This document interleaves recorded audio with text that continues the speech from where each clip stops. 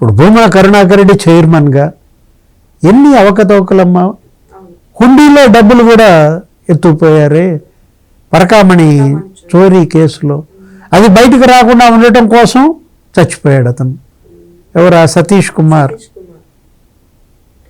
అది హత్య అని చెప్పి కుటుంబ సభ్యులే చెప్తుంటే భూమన కరుణాకర్ రెడ్డి ఆత్మహత్య అంటాడు.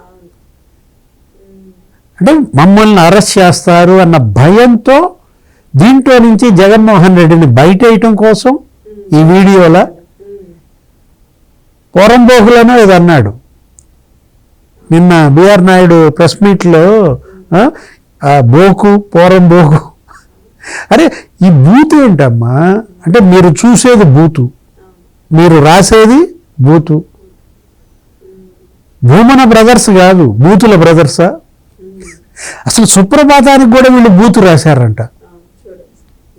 జైలుకి వెళ్ళాడు ఇతను. ఎవరు? ఈ భూమన కరుణాకర్ రెడ్డి 16 ఏళ్ల వయసుకే జైలుకి వెళ్ళాడంట.